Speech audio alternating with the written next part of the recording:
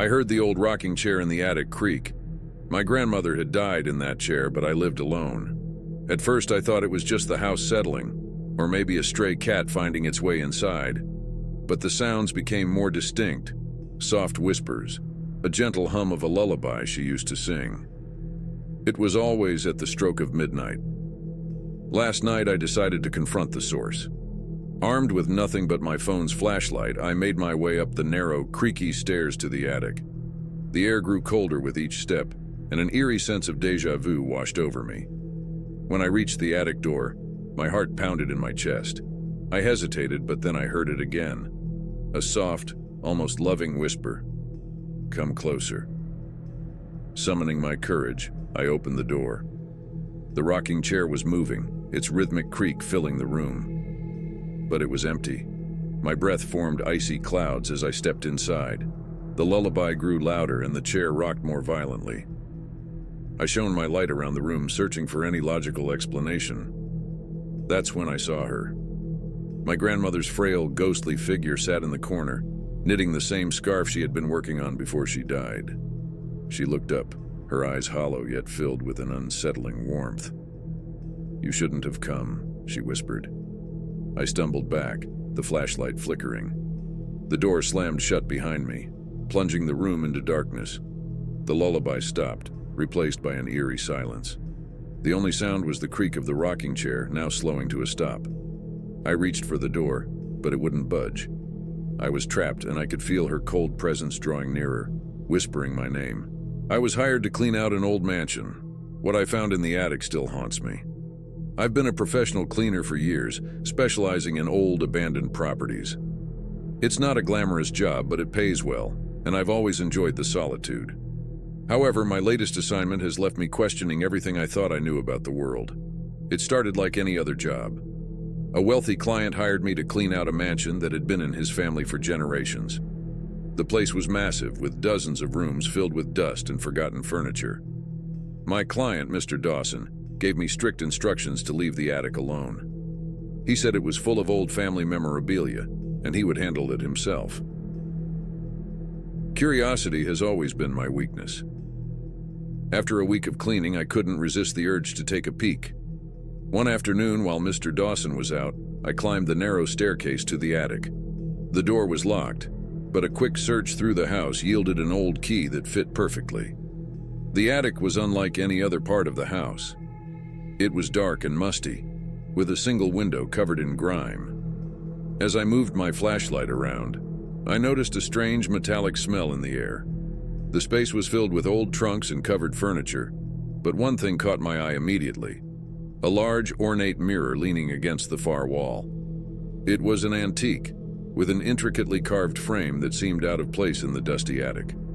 I approached it cautiously, my flashlight beam bouncing off the glass. As I got closer, I saw something move in the reflection. My heart skipped a beat and I spun around, but there was nothing there. I turned back to the mirror and my blood ran cold. The reflection showed the attic as it was, but there was a figure standing behind me. A tall, shadowy man with glowing red eyes. I felt a chill run down my spine as the figure raised a hand and pointed directly at me. I stumbled back, knocking over an old trunk.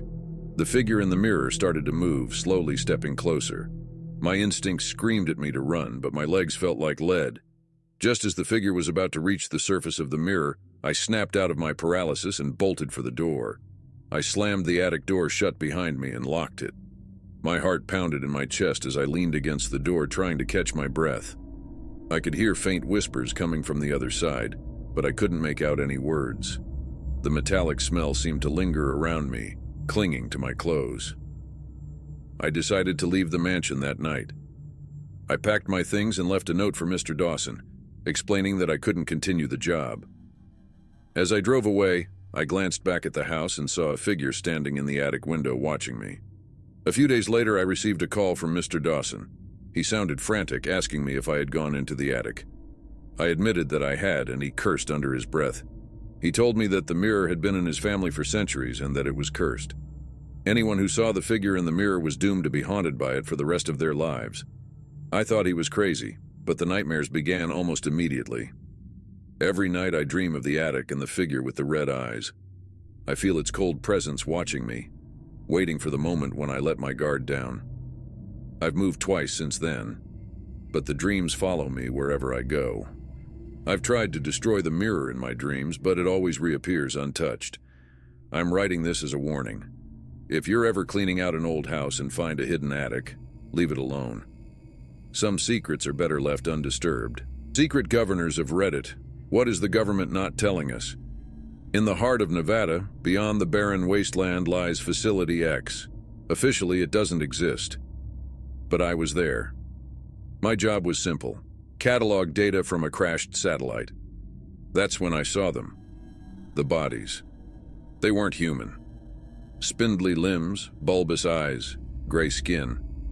The air reeked of chemicals and decay. They whispered it was a weather experiment. The official reports said nothing. One night, the alarms blared. Red lights flooded the corridors. I hid in a storage closet, peeking through a crack.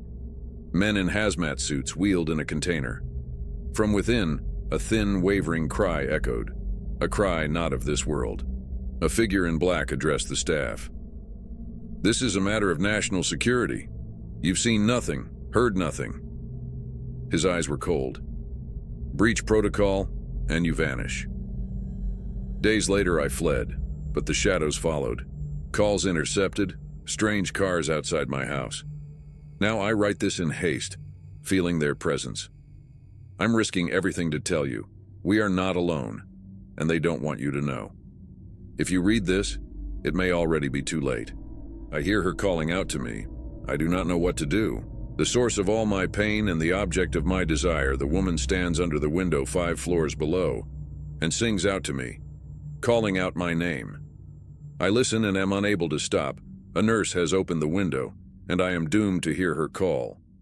I see her in my memory, in the water waiting for me. I fear that I must follow her, but I must warn anyone who reads this of her. She sits at the bar. A black dress covers her body and dark hair reaches midway down her back. Her dress is revealing, showing her smooth, soft back. I watched from across the bar as she ordered a drink. When the drink came, she turned and looked at me. Her face was beautiful and she smiled. Her lips were full and excited me, making me eager to meet her. She drank from her glass and occasionally would glance in my direction. Each time a piercing thrill stabbed into my heart.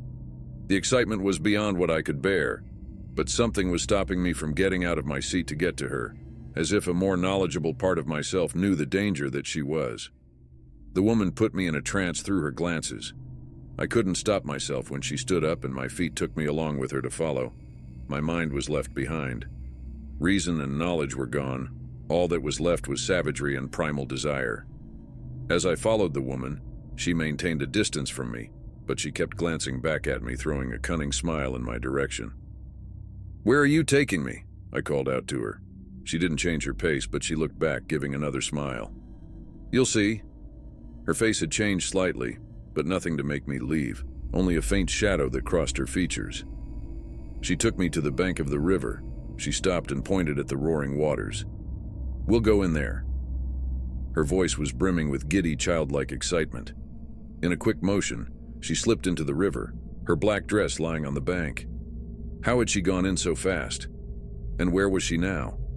She was gone. All that existed was the black river, only slightly illuminated by the moonlight. The spell was broken, and I had several moments to escape, but I was polarized in my curiosity and waited for her to appear. Then her head surfaced from the water. Her face was different, and I could tell something was wrong. I started to turn around, but then she began to sing. The song was haunting but wonderful. Pleasure racked through my body, and there was the promise of even more pleasure if I reached her, if I touched her. I began to run towards her against everything telling me not to. Electric pulses of pleasure ran through me as I jumped into the water, swimming out to her. As I swam, I knew my life's purpose was to be hers. She was different now. Her face was sharp and pointy, and her eyes were black without a trace of color. I didn't notice at the time the trance of pure pleasure running through me was too much to contain, blocking out all sense. I was upon her suddenly. I brought my mouth to hers and my body pressed against her, but I was not met with pleasure nor the sensation of a body against mine or a warm mouth. The pleasure was denied of me, Rather, I was met with pain. Teeth ripped into my mouth, and a tongue wrapped around my own and pulled it out. Instead of a woman's body against mine, a scaly form of a fish pressed against me. Claws ripped into my back, pulling it apart. The pleasure was gone, but so was the pain. Numbness overtook me. I pushed against her and began to swim away. She swam after me, but a wave carried me back to the shore while she was left behind in the river.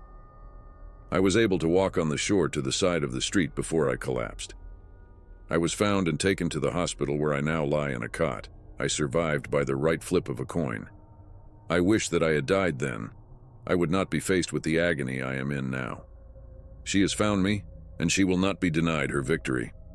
Her call sings out to me, beckoning me to join her. I've been in here several nights unable to do anything but lay awake in my bed listening to her song. I do not know how much longer I can take of this. I do not know how long I can resist my longing for her before I leave my window to join her. Tonight I will join her. I shall be her prey, and I shall join my dark and wicked lover in death. The window awaits. I shall leave through the window to meet with my monstrous and beautiful lover. Rangers, forest workers, hunters, and other woods people of Reddit. What is your scary experience in the woods that you still can't explain? We have a camp that we visit during the hunting months and about every other weekend in between that. To get to our camp, you have to turn off of a major road onto a gravel road, drive about a mile, then turn onto another gravel road for about a half mile. It's set between a few other camps, plus some residents that live out there. It's quiet for the most part. There are some coyotes and bobcats. Bobcats are the worst due to their terrible scream. It sounds like a woman crying for help. There has also been a black panther and wild dogs. 2013, we were at the camp for Thanksgiving. We hunted, fished, cooked, drank, all that good camp stuff. On night, we're sitting around a fire swapping funny stories and just listening to the silence of the woods. As we're talking, we all hear, "Help me." At first, we thought it was a bobcat. We listened some more and heard it again. It was a man's voice yelling, "Help me," repeatedly. Now, our first instinct was to grab our guns. Second was to go towards the voice. But you never know what you will encounter in the woods.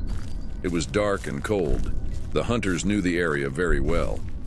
We called the police and explained everything to the responding officers. The weird part was that we never once heard it while the officers were with us. Not once.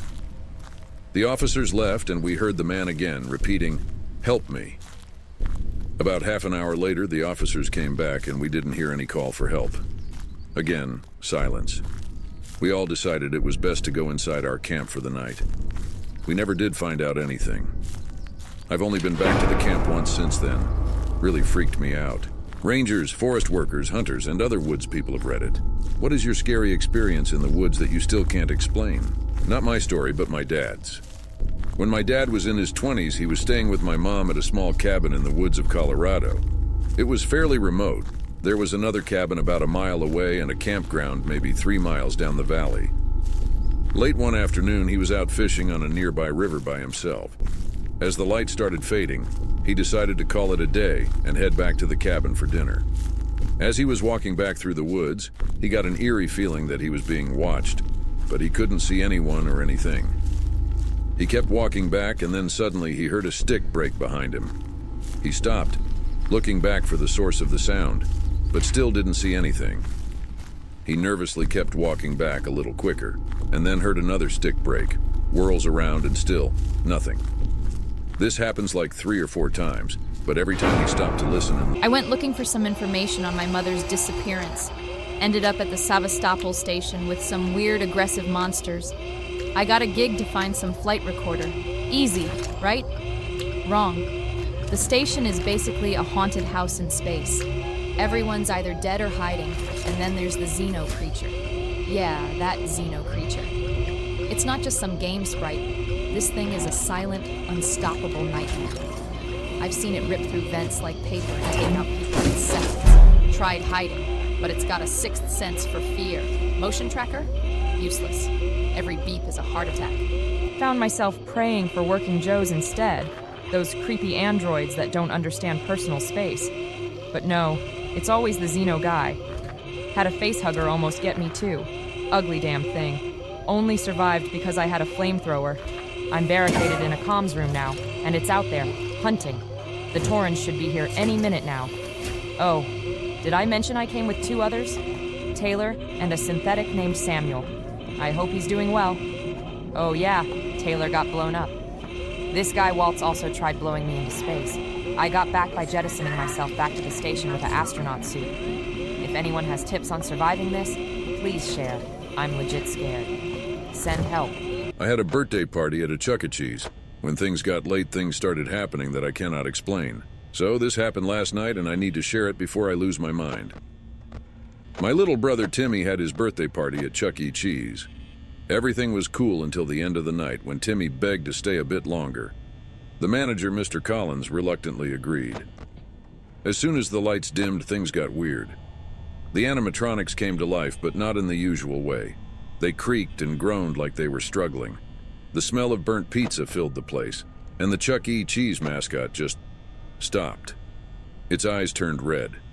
Red. It was freaky. Then it whispered, "Stay with us forever." I kid you not. The pizza slices started writhing on their own, like something out of a horror movie. The mascot lurched forward, all jerky and unnatural. We screamed, and Mr. Collins came rushing in, but he just froze. His face went white as a sheet. The doors slammed shut on their own, and we were plunged into darkness. The last thing I saw was Chuck E. Cheese's face, inches from Timmy's, whispering, "Welcome to the party, forever." I don't know how we got out of there. I just know that place is cursed. If you value your sanity, never stay at Chuck E. Cheese after hours. Ever. Me and the dudes hit up a Dave & Buster's till closing. But creepy things started happening. Alright, this just happened last night and I'm still shaking. My buddies and I decided to hit up Dave & Buster's for some games and drinks. Everything was normal until closing time. We were the last ones there, and the staff seemed eager to get us out, but we convinced them to let us stay a bit longer. As soon as the lights dimmed, things got freaky. The game started glitching, screens flickering on and off. At first, we thought it was a power surge, but then the air turned icy cold.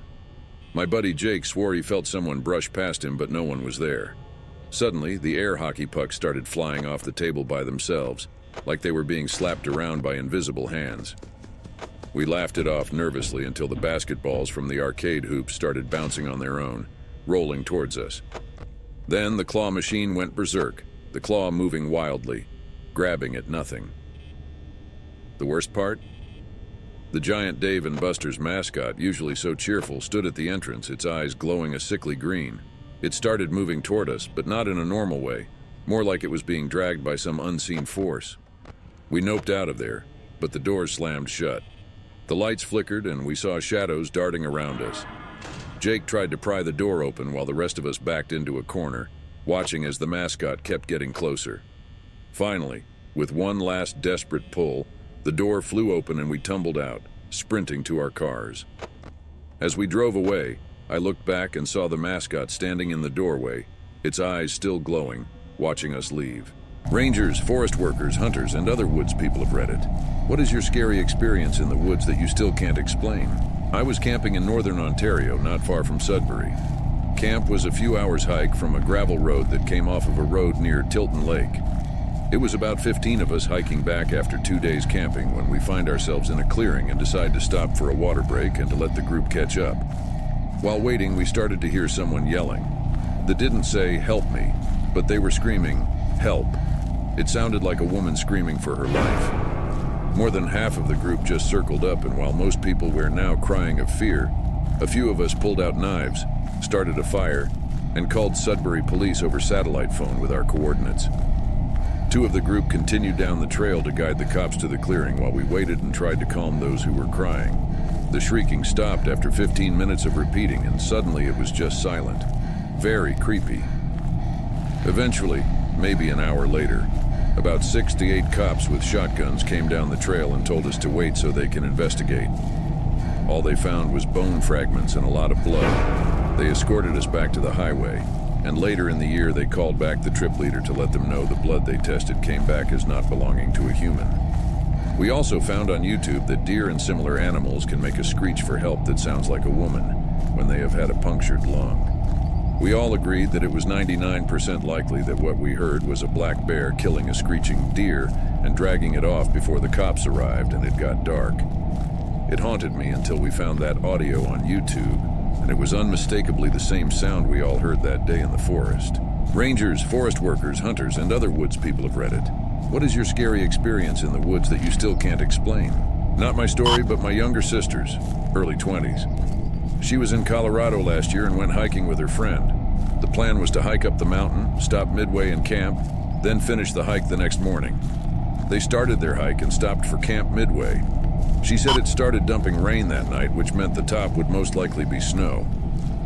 The next morning they continued their hike, but it started getting complicated. Her friend only wore Chaco sandals and not proper hiking boots as they didn't expect the snow.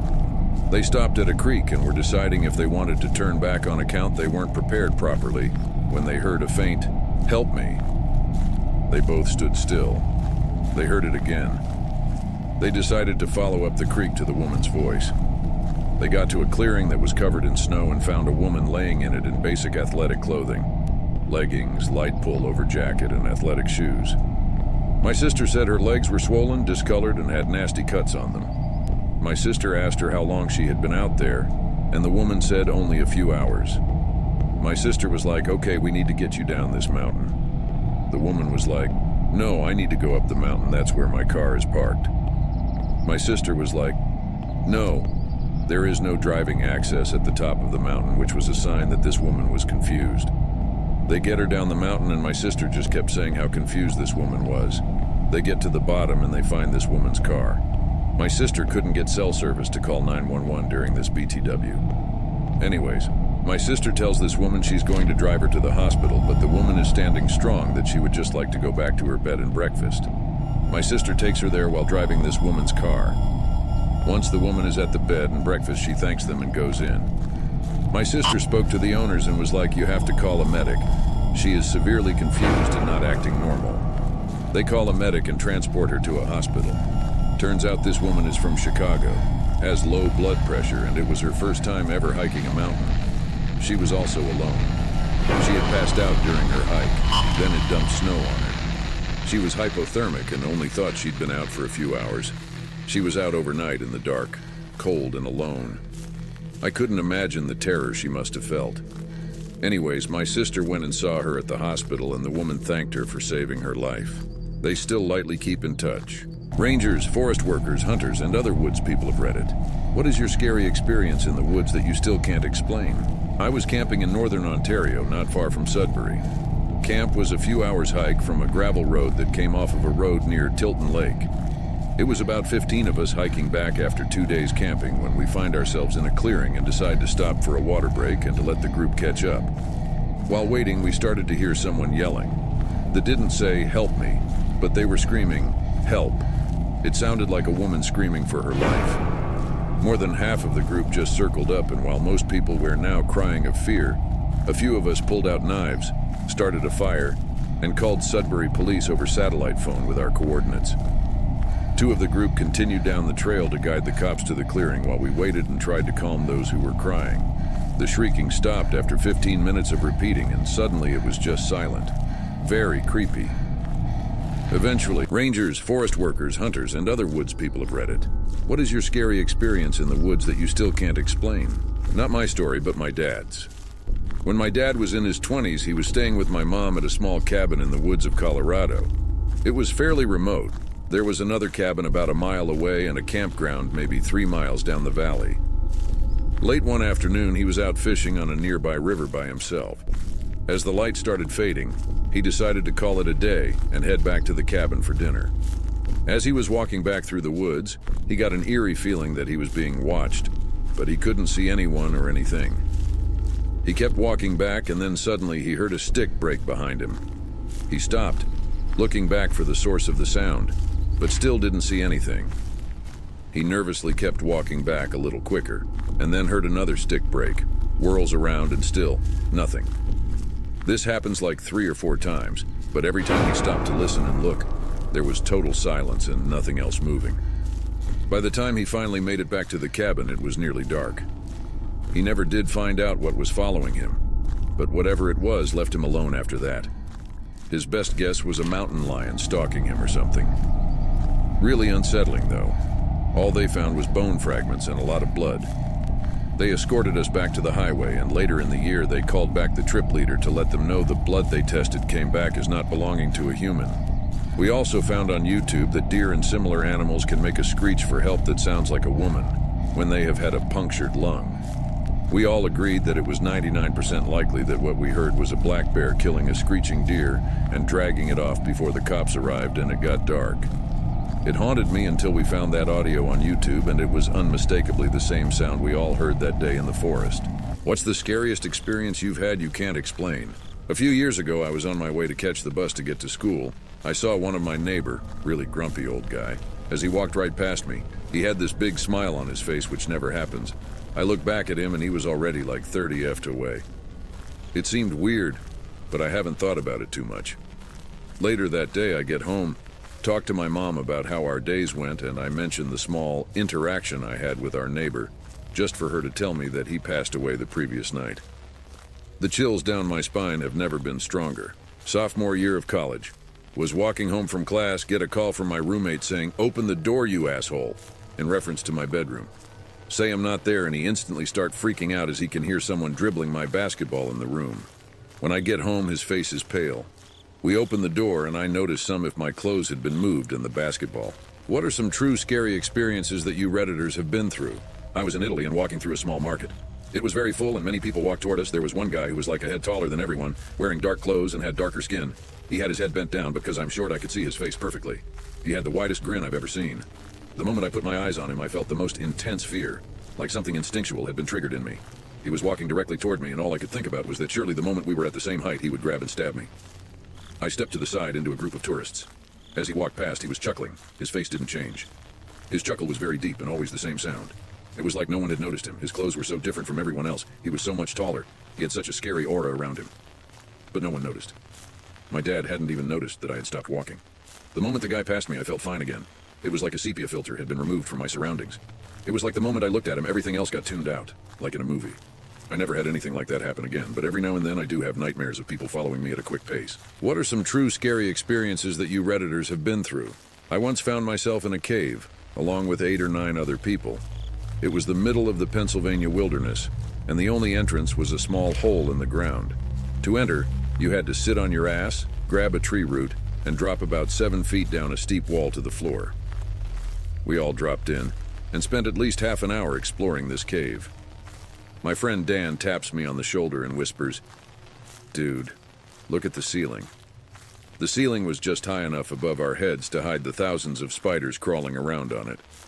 We tried to keep quiet about it, because we didn't want anyone to flip out, but there was no stopping it. Just seconds later, the whole group noticed them. Everyone got silent, and you could actually hear the spiders crawling on the surface of the stone. It was an extra nerve-wracking situation, because the only way to exit the cave was to basically jump up and pull yourself out of a hole surrounded by spiders. 2 of the girls with us were terrified and refused to climb out.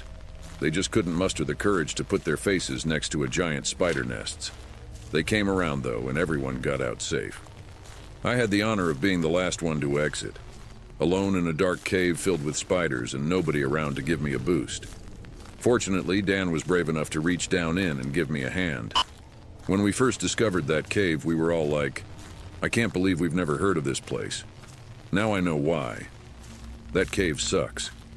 A few months later, I found out the cave is off limits in the fall because of the rattlesnakes.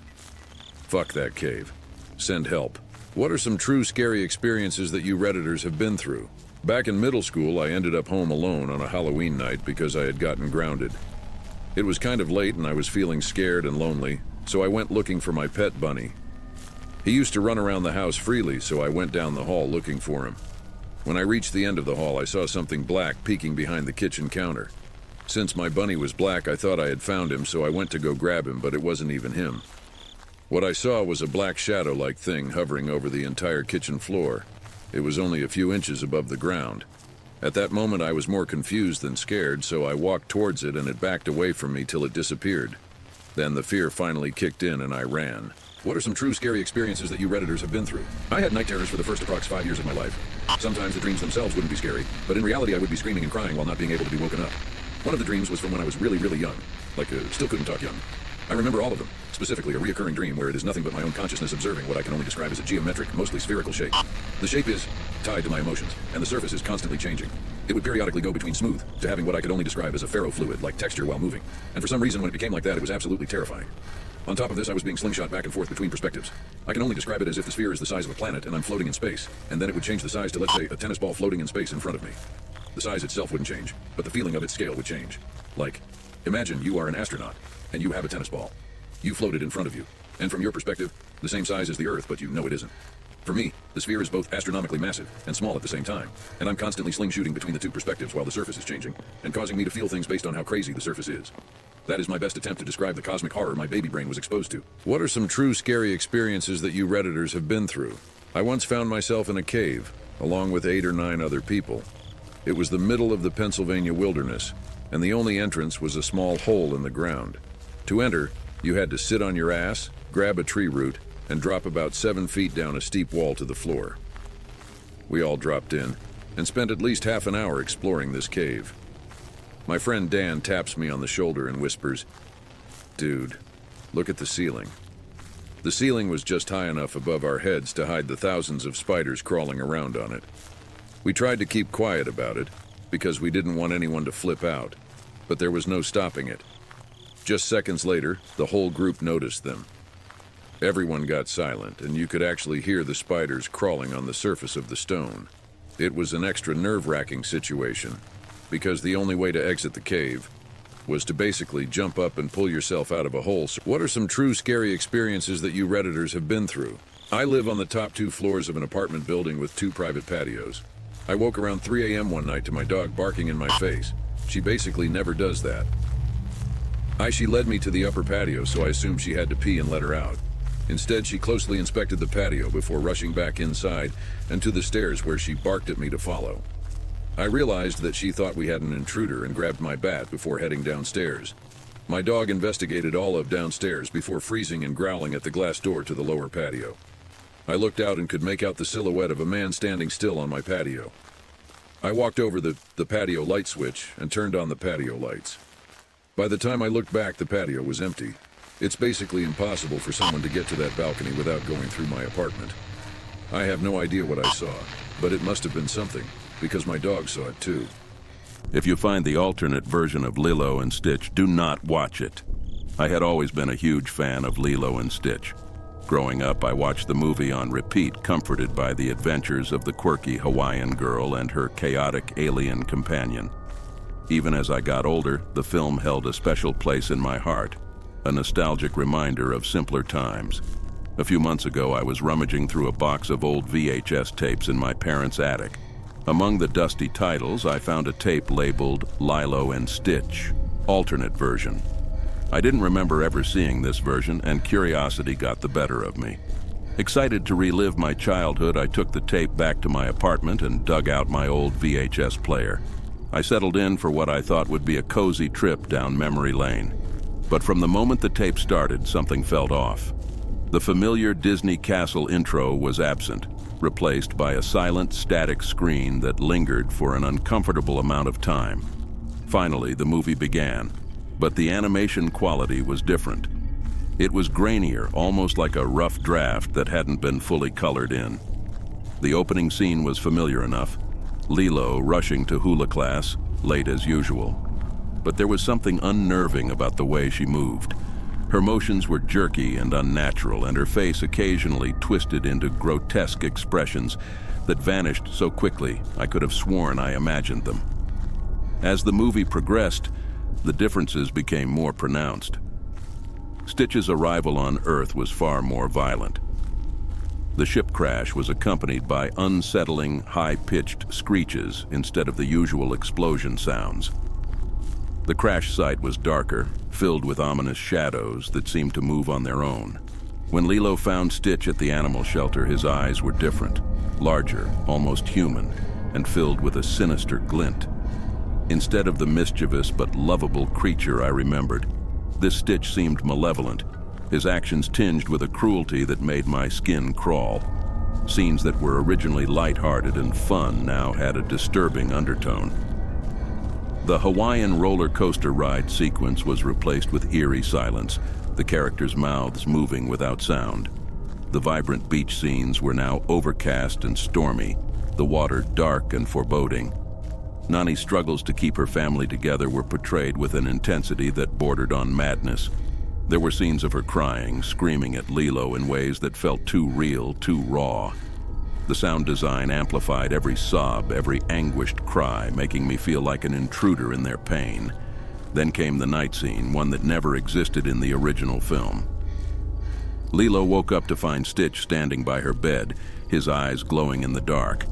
He spoke, but it wasn't the garbled alien language or his broken English. It was a deep, guttural voice that resonated with malevolence.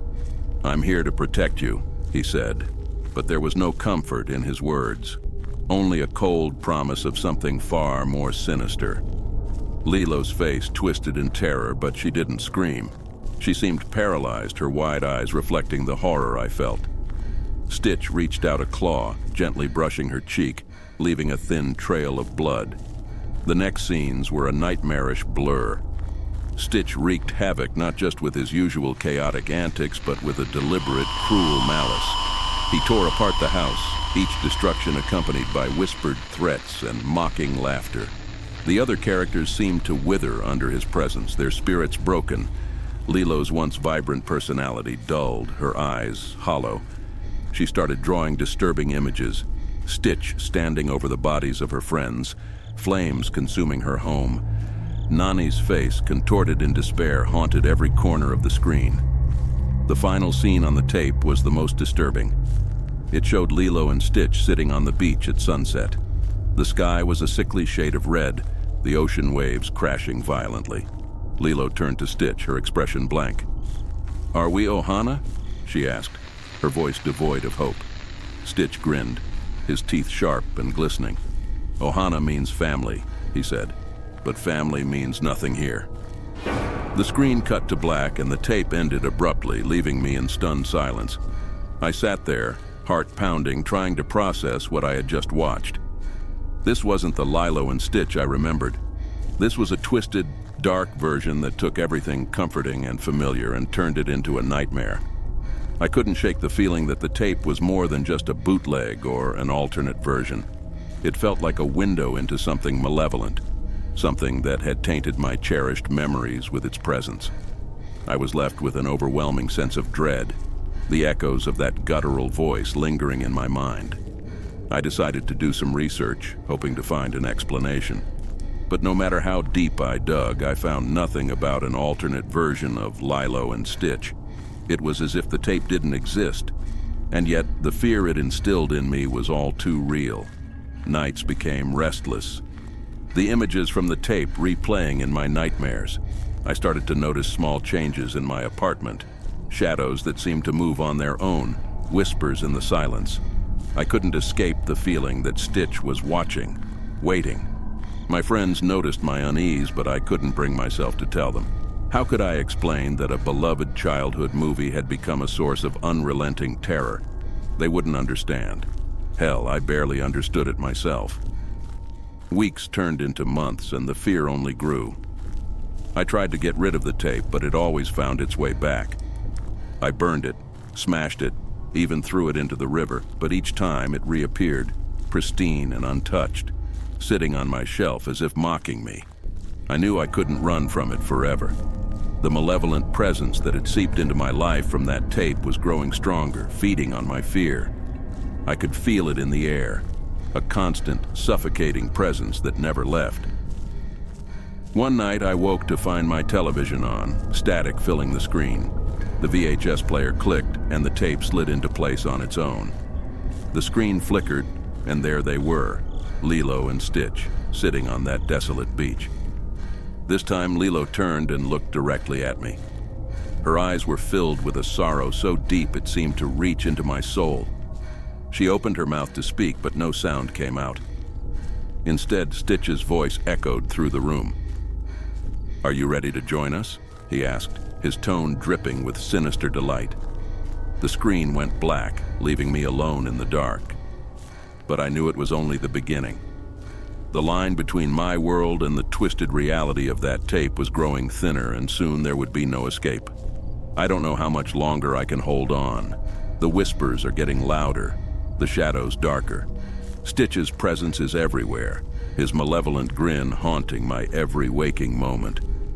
I fear it won't be long before I'm pulled into that nightmare world, where family means nothing and fear reigns supreme. And when that happens, there will be no one left to tell my story.